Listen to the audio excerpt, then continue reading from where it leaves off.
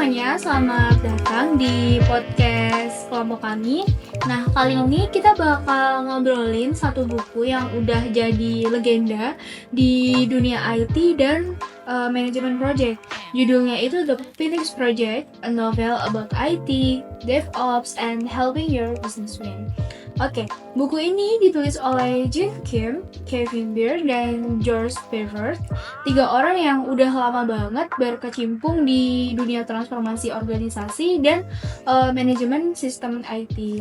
Nah, yang bikin buku ini unik itu bukan cuma isinya yang berbobot, tapi cara nyeritainnya juga dia tuh ditulis dalam bentuk cerita kayak novel. Jadi kita tuh nggak cuman baca teori, tapi ngikutin perjalanan seorang manajer IT bernama Bill Palmer. Nah, Bill ini kerja di perusahaan fiktif bernama Parts Unlimited. Awalnya dia itu cuman pengganti sementara buat posisi VP of IT Operation yang kosong, tapi tiba-tiba dikasih tanggung jawab yang super besar. Ini tuh buat nyelamatin project penting bernama Project Phoenix ini. Nah, project ini tuh diharapin bisa jadi penyelamat perusahaannya, tapi kenyataannya malah bikin semuanya itu makin kacau. Nah, kalau di babak sebelumnya kita lihat Bill dan timnya itu udah ngelewatin banyak krisis ya dari cerita teman-teman sebelumnya. Nah, katanya di chapter 14 sampai 17 ini justru jadi terjadi titik balik yang besar. Dari yang awalnya semuanya chaos, mulai muncul perubahan cara kerja, bahkan perubahan karakter dari tokoh-tokohnya itu sendiri. Nah, aku sendiri sebenarnya belum baca ya terlalu detail bagian-bagian ini. Jadi aku benar-benar penasaran banget nih apa yang sebenarnya terjadi di 4 bab ini. Apakah timnya Bill itu berhasil bangkit atau justru malah jatuh dan dalam tekanan. Nah, hari ini aku bareng 4 temanku, ada Fahira, ada Bisma, Kay, dan Zafran. Mereka udah ngulik masing-masing bab secara mendalam, dan buat mulai obrolan kita, Fahri bakal ngebahas chapter 14 yang katanya dimulai dengan krisis besar baru di Parts Unlimited. Oke, Fahi, gimana sih setelah semua kerja keras mereka sebelumnya, apakah di bab ini akhirnya mereka udah mulai tenang atau malah justru makin parah? Vi, kalau kamu berharap di chapter 14 ini udah tenang itu siap-siap aja kamu bakal kecewa karena di babnya itu benar-benar ngebuka lagi kekacauan baru gitu.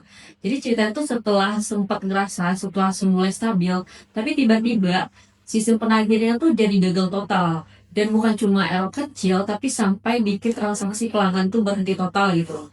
Nah, bayangin aja satu kesalahan itu langsung efek ke seluruhan bisnisnya. Nggak ada tagihan yang bisa dikirim, nggak ada uang yang masuk, dan perusahaan tuh otomatis lumpuh sementara.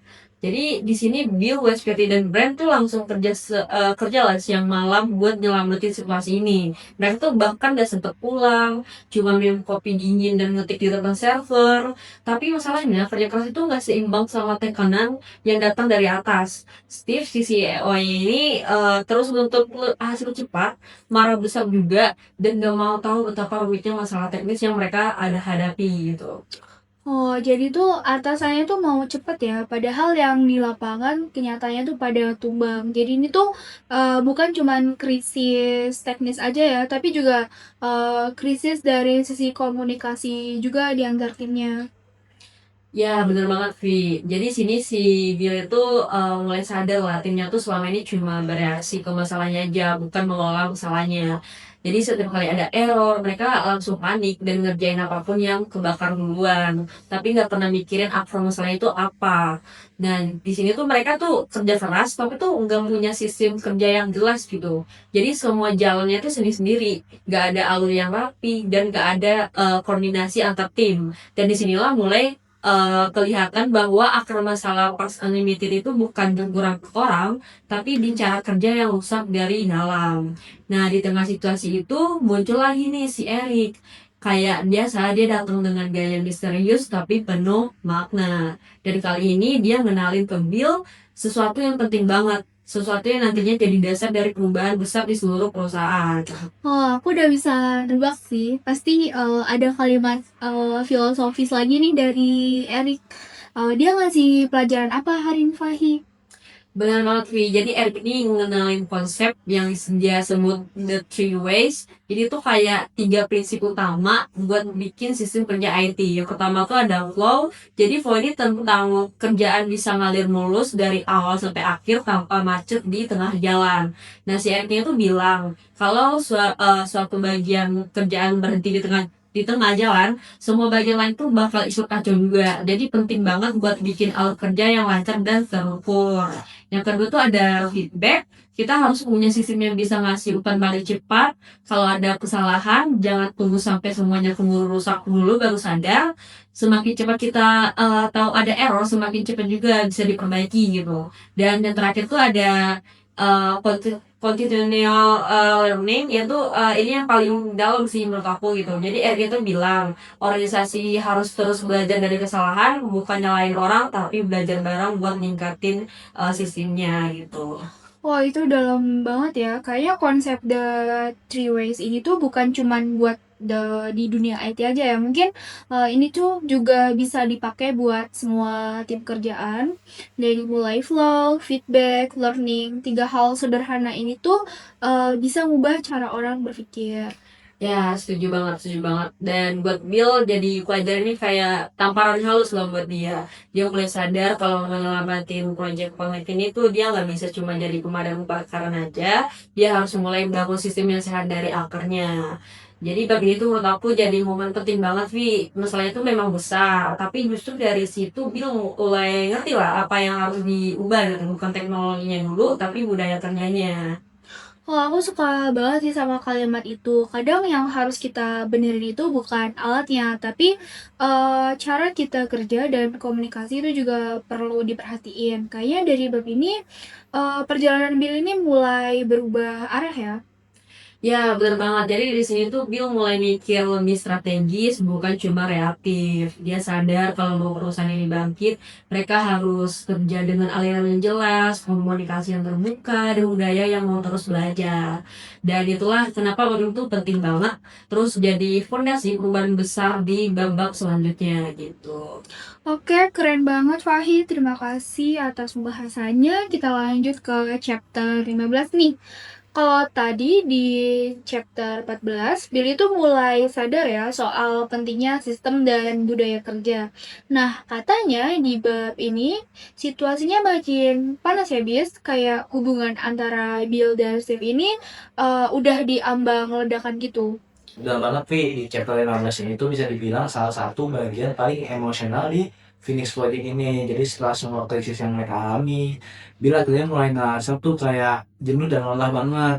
Bayangin aja dia udah kerja keras gila-gilaan berhari-hari, tapi situasinya tuh nggak membaik lah.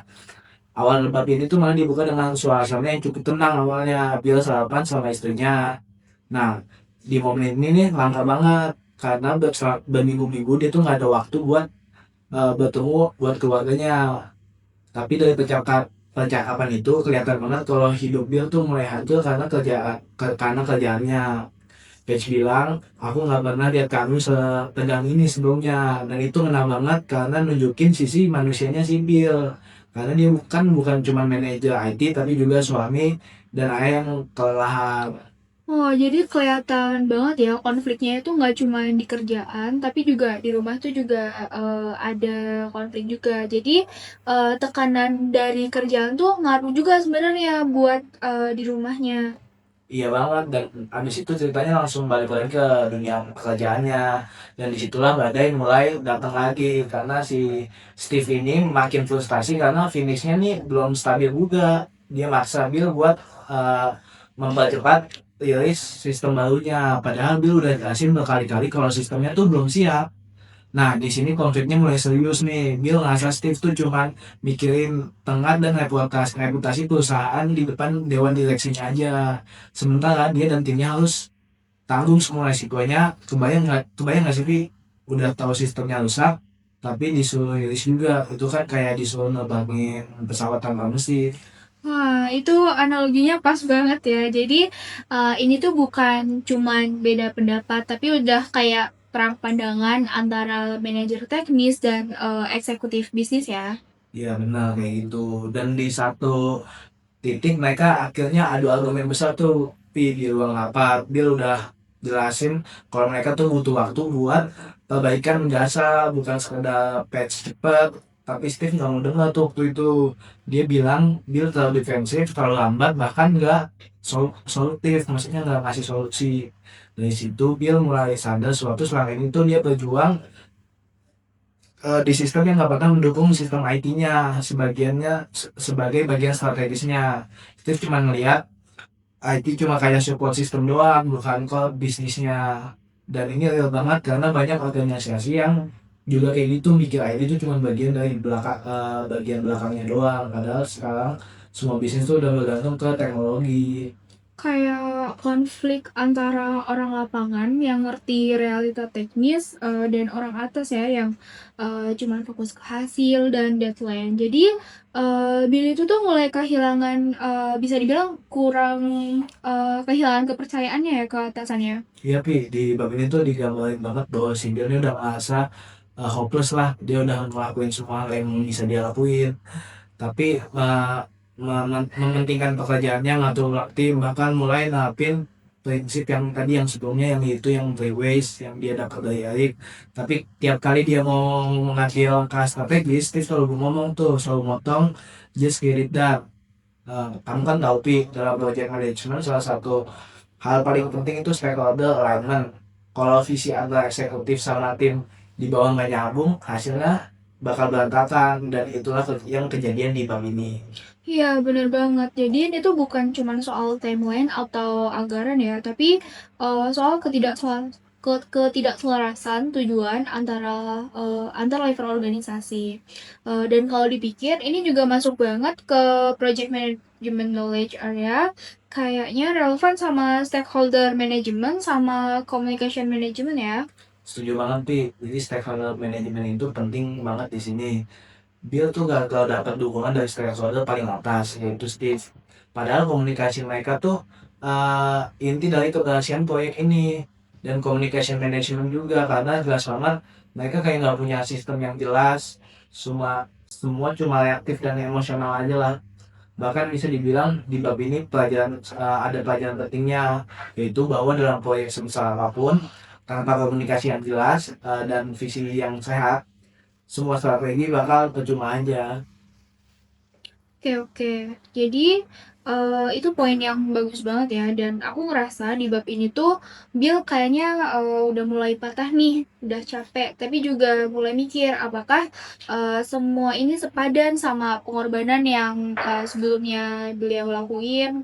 Kayaknya ini awal dari titik balik yang lebih besar lagi ya, Bis? Iya Pi, di akhir domain itu si Dian mulai kelihatan lelah banget, tapi bukan cuma fisik ya, tapi mentalnya juga. Dia ngerasa kayak udah nggak punya ruang buat berjuang lah. Dan di bab ini benar-benar ngebangun tensi menuju bab selanjutnya, di mana akhirnya dia yang bakal ngambil keputusan besar, yang bakal ngubah segalanya deh. Oke oke, terima kasih ke Bisma atas insight dari chapter 15. Oke, selanjutnya kita lanjut ke chapter 16.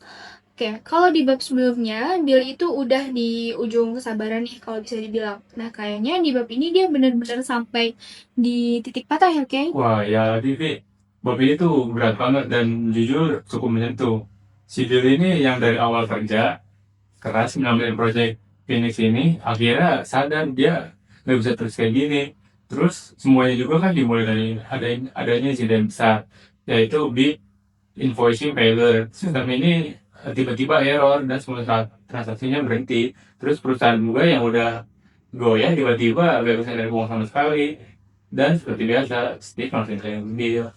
Padahal akar masalahnya itu bukan di tim IT-nya, tapi di keputusan manajemen yang maksa realisasi belum siap. Begitu gagal, yang disalahkan tetap si Bill. Tuh nyesek banget sih. Kerja kerasnya tuh nggak dianggap selama ini, malah jadi disalahin terus. Tapi Bill itu masih berjuang terus nggak sih, Kay? Wah, dia masih terus berjuang, Vi. Dia bukan tipe yang gampang nyerah. dia udah coba segalanya, perbaiki sistem, latih tim, ikut rapat tanpa henti. Tapi akhirnya dia sadar, gak ada yang berubah selama sistem di atasnya tetap salah. Dia bilang kita bisa perbaiki server dan kode, tapi kita nggak bisa perbaiki orang yang nggak mau berubah. Dan dari situ dia ngerti masalah yang paling besar bukan di teknologinya, tapi di manajemennya. Bener sih, di dunia nyata pun sering gitu. Nah, orang di bawah itu udah kerja mati-matian, tapi sistemnya yang rusak. Iya, makanya waktu kira-kira saya itu terasa masuk akal loh. Karena dia tahu risikonya besar, kehilangan jabatan, reputasi, penghasilan. Tapi kalau proses itu, dia bisa hancur secara mental. Yang paling enak tuh waktu diceritain setelah dia resmi mundur. Jadi situ ini akhirnya bisa tidur nyenyak untuk pertama kalinya setelah berbulan-bulan. Ada rasa lega tapi juga kosong. Dia tenang tapi nggak tahu selain itu harus ngapain. Kayak itu kayak momen tenang tapi kehilangan arah ya. Jadi kayak abis lari jauh tapi tuh berhenti bukan karena finish tapi ya karena udah nggak kuat lagi gitu. Tuh pas banget, dan dari sistem manajemen krisis juga kita jadi belajar pelajaran penting yaitu tentang resource dan risk management.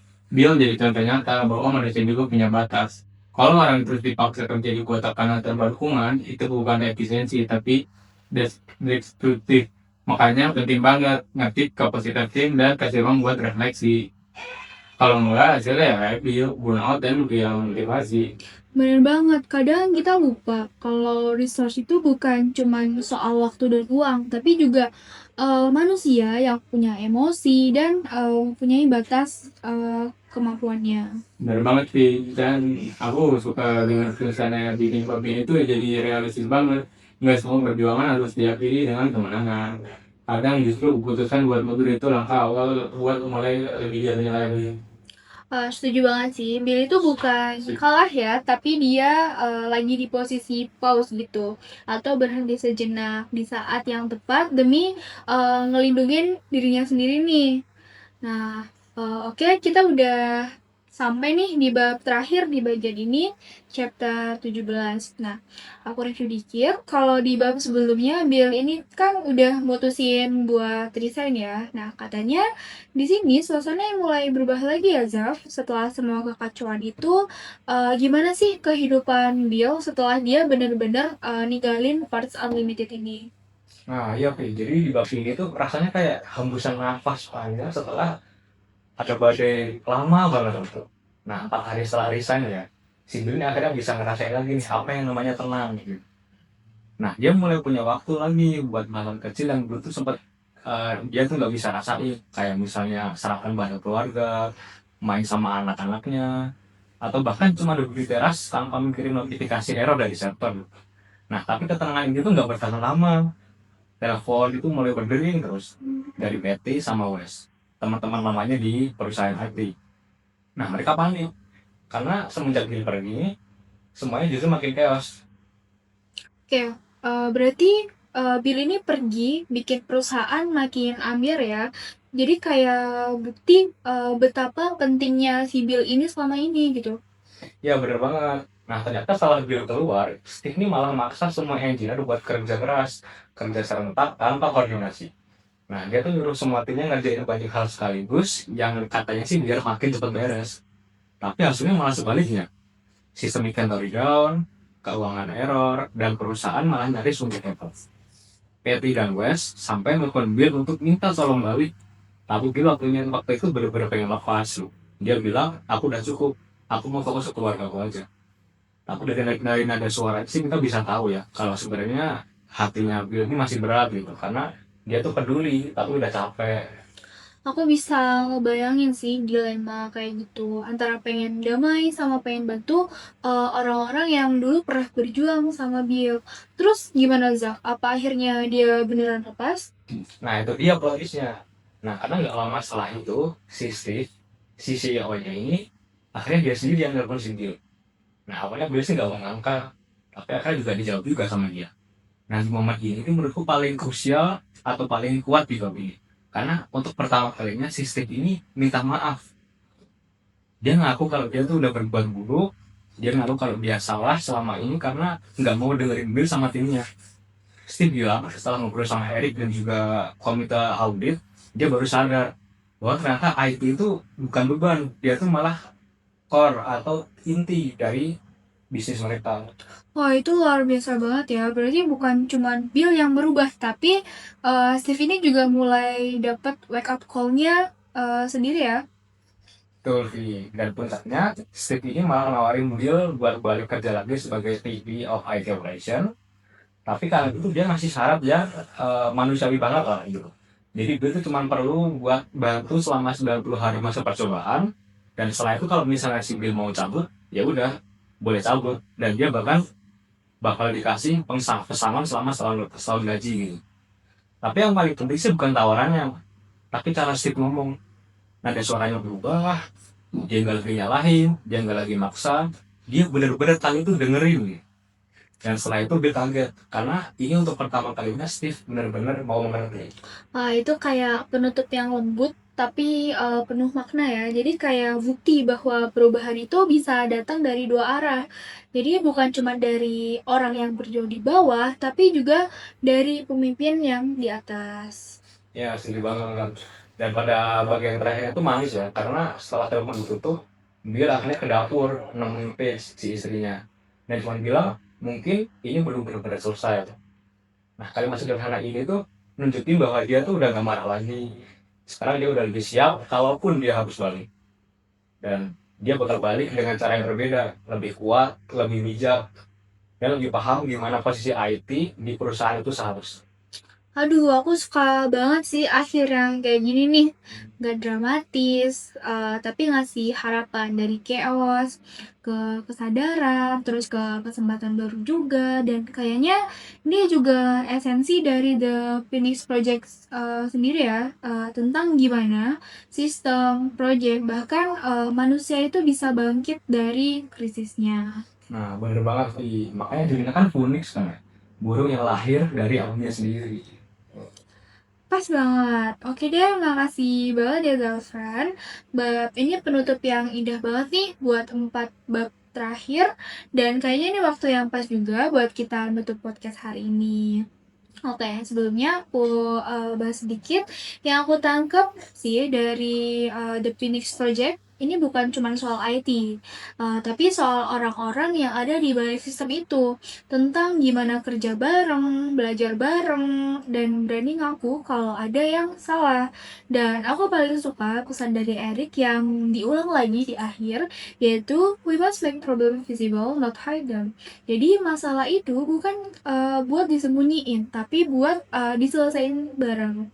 Nah, oke, sebelumnya terima kasih juga buat Fahi, Bisma, Kay, dan Zafran yang udah sharing cerita dan insight-nya hari ini.